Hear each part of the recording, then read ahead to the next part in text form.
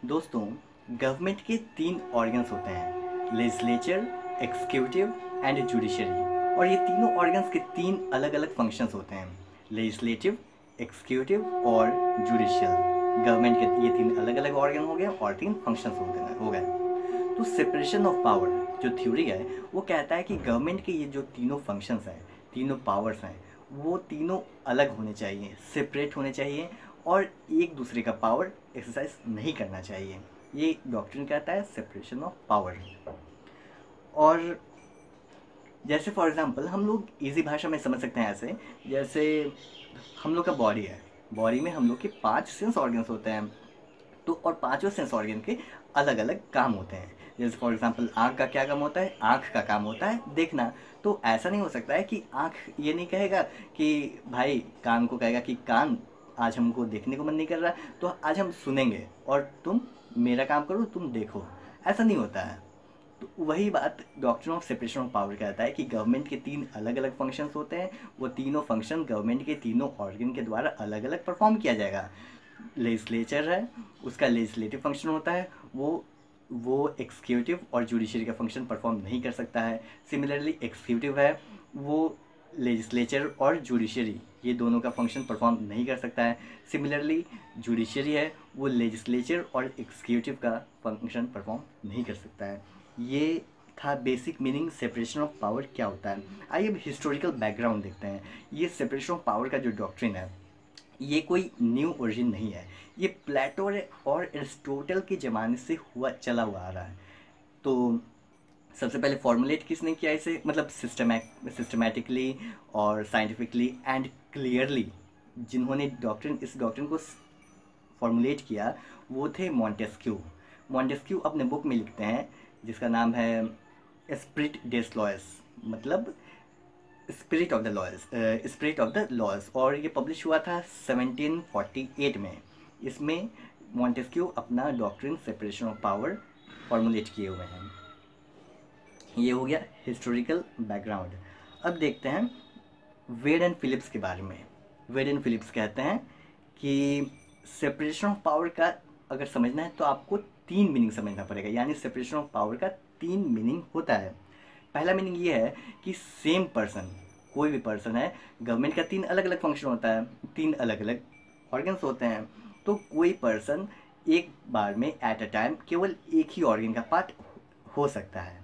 जैसे for example जो ministers होते हैं वो पार्लियामेंट में उन्हें बैठने नहीं देना चाहिए, यानी उन्हें पार्लियामेंट में नहीं बैठना चाहिए।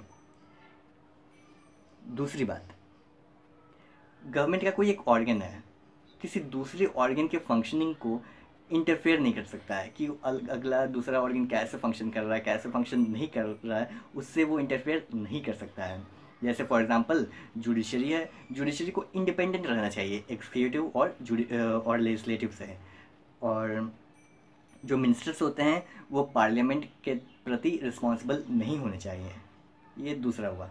तीसरी बात कि गवर्नमेंट का एक ऑर्गन है, वो किसी दूसरे ऑर्गन का फंक्शन परफॉर्म नहीं कर सकता है, यानी मिनिस्टर्स जो होते हैं उनके पास लेजिस्लेटिव पावर नहीं होने चाहिए।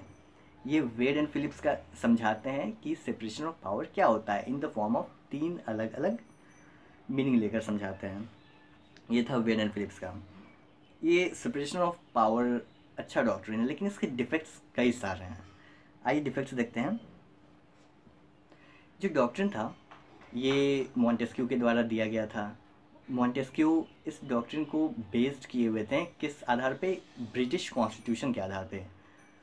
इनका मानना था कि ब्रिटिश कॉन्स्टिट्यूशन में इंग्लैंड में जो है वहाँ सेपरेशन ऑफ पावर है, लेकिन रियल में सेपरेशन ऑफ पावर कभी वहाँ एग्जिस्ट किया ही नहीं है। तो हम लोग कह सकते हैं कि हिस्टोरिकली बात की जाए तो ये डॉक्ट्रिन गलत है। ये पहला डिफेक्ट है। दूसरा डिफेक्ट ये है कि इस डॉक्ट्रिन का एजम्पशन ये है कि गवर्नमेंट के 3 अलग अलग जो ऑर्गन है वो डिस्टिंग्विशेबल है, उन्हें सेपरेट किया जा सकता है, लेकिन ऐसा रियलिटी में नहीं है। रियलिटी में कोई ऐसा हम लोग ऐसा लाइन डिमार्केट नहीं कर सकते हैं, लाइन खींच नहीं सकते हैं जो कहे कि ये लेजिस्लेटिव पावर है, इसके बाद ये एग्जीक्यूटिव पावर आ जाता है और उसके बाद ये जुडिशियल पावर आ जाता है। ऐसा नहीं है। तीसरा डिफेक्ट देखते हैं। तीसरा डिफेक्ट ये है कि अगर सपोज कर लेते हैं सेपरेशन ऑफ पावर का थ्योरी हम लोग ऐसा एज इट इज़ जो है कहता है कि तीनों ऑर्गन अलग अलग फंक्शन करेंगे, एक दूसरे से इंटरफेयर नहीं करेंगे, एक दूसरे का वर्क नहीं करेंगे, हम लोग एक्सेप्ट कर लेते हैं। तो हम लोग का वेलफेयर सोसाइटी है, इसमें बहुत सारे एक्शंस ऐसे हो जाएंगे जिनको परफॉर्म कर पाना बहुत मुश्किल होगा, यानी नहीं परफॉर्म कर पाएंगे। जैसे फॉर एग्ज़ाम्पल पार्लियामेंट का क्या काम होता है, या पार्लियामेंट यानी लेजिस्लेचर का क्या काम होता है, लॉ बनाना। जैसे पार्लियामेंट में बहुत सारे पार्लियामेंट्री प्रिविलेज होते हैं, कहा गया पार्लियामेंट को कि आपको बस लॉ बनाना है और कुछ नहीं करना है, ना एजुकेट करना है, ना एग्जीक्यूटिव पावर, कुछ नहीं है, बस आपको लॉ पास करना है।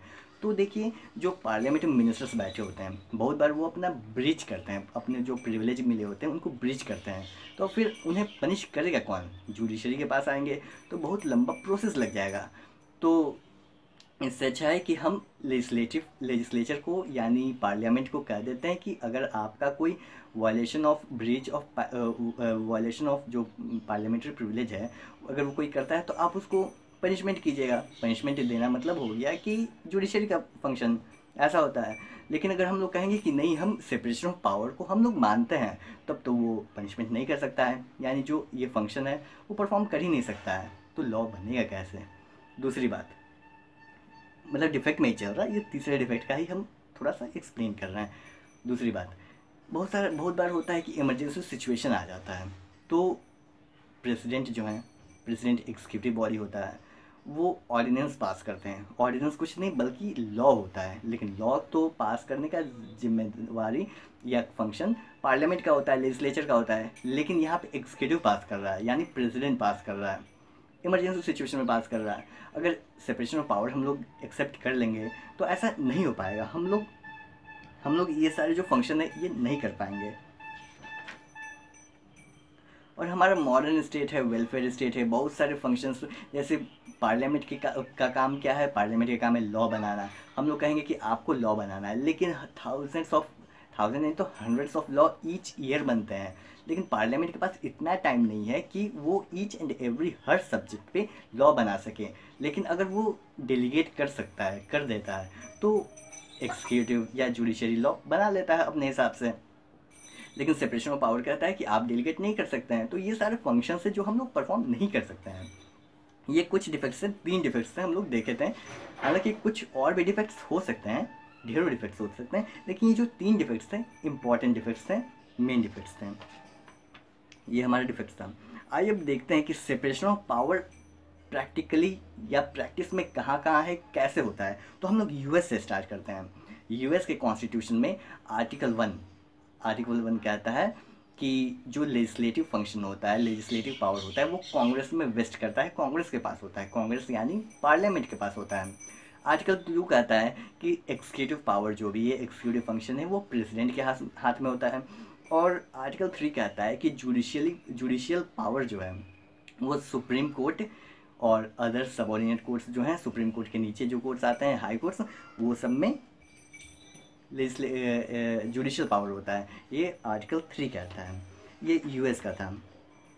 इंग्लैंड की बात की जाए तो इंग्लैंड में तो रीजन कॉन्स्टिट्यूशन है ही नहीं, तो आर्टिकल 1, आर्टिकल 2, आर्टिकल 3 जैसा कि यूएस में है, इंग्लैंड में ऐसा हो नहीं सकता है। इंग्लैंड में अनरिटन कॉन्स्टिट्यूशन है, वहाँ कन्वेंशन के हिसाब से चला जाता है।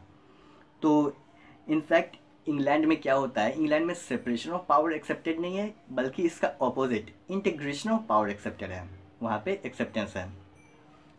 अब आइए इंडिया की बात करते हैं। इंडिया की बात की जाए तो वाटर टाइट कंपार्टमेंट जैसा कि यूएस में है कि आर्टिकल 1 लेजिस्लेटिव पावर देता है, आर्टिकल 2 एग्जीक्यूटिव पावर देता है, आर्टिकल 3 जुडिशियल पावर देता है। इंडिया में ऐसा कोई स्पेसिफिकली आर्टिकल मेंशन नहीं है कि पार्लियामेंट के पास हम लेजिस्लेटिव पावर दे देते हैं, और मतलब ये सब जो भी चीज़ें इंडिया में ऐसा नहीं है।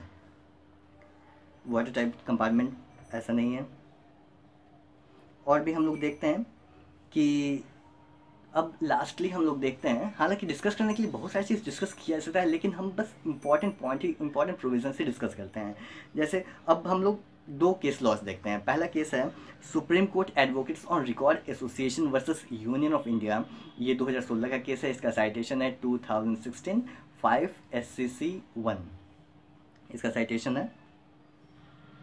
और इसमें हेल्ड ये हुआ था, सुप्रीम कोर्ट हेल्ड ये किया था कि सेपरेशन ऑफ पावर एक एसेंशियल फंक्शन होता है और ये कॉन्स्टिट्यूशन में इंक्लूडेड है, बेसिक स्ट्रक्चर है कॉन्स्टिट्यूशन का।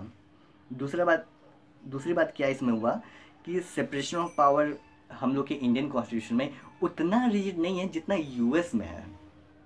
जैसे रिजिड कहने का मतलब है कि आर्टिकल 1 स्पेसिफिकली प्रोवाइड करता है लेजिस्लेटिव पावर के बारे में कि कांग्रेस के पास लेजिस्लेटिव पावर रहेगा, ऐसा इंडिया में नहीं है।